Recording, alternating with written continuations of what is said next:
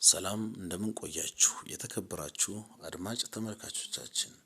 ይህ ከቢጂጂ ሚዲያ ወደ እናንተ የሚቀርብላችሁ የዜና ሰዓታችን ነው።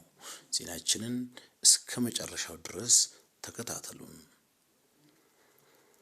በአዲስ አበባ ከተማ ቂርቆስ ክፍለ ከተማ ወረዳ 10 የሚገኘው የተባረክ መስጂድ አጥር በሌሊት እንዲፈርስ የተደረገበት ድርጊት በጽኑ እንደሚያወግዝ የኢትዮጵያ እስልምና ጉዳዮች ጠቅላይ ምክር ቤት አሳውቋል።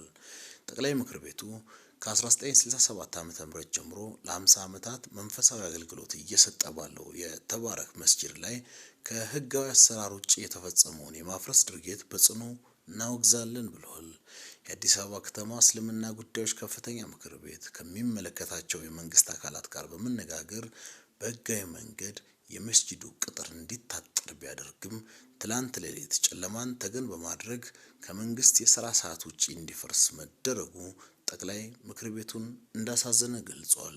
ይህን ተግባር የፈጸሙ አካላት በህግ አግባብ እንዲጠየቁና መስጂዱ የደረሰበት ኪሳራ ተሸፍኖ ድጋሚ እንዲታጠር ለማድረግ ጠቅላይ ምክር ቤቱ ከአዲስ አበባ ከተማ እስልምና ጉዳዮች ከፍተኛ ምክር ቤት ጋር በቅንጅት እንደሚሰራ አመልክቷል።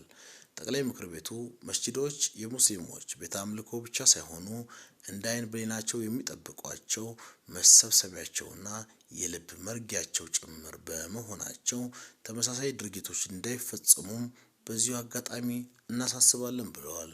በሌላ በኩል የተባረክ መስጂድ ኢማም ሼህ ሙሳ አደም ለሀገሩን ሚዲያ የሰጡት ቃል ተባረክ መስጂድ ህጋዊ ካርታ ያለው ከ1967 ጀምሮ ሲሰገድበት የቆየ ነው ብለዋል።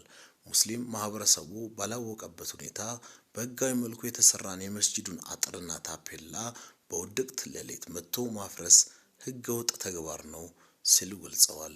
ለሰላማችን ትልቅ አስተዋጽኦ እያበረከተ ባለ አካል በዚሁ መልኩ በውድቅት ሌሊት የመስጂዱን አጥርና ታፔላ ማፍረስ በእጅጉ አሳዝኖናል ሲሉ አክለዋል።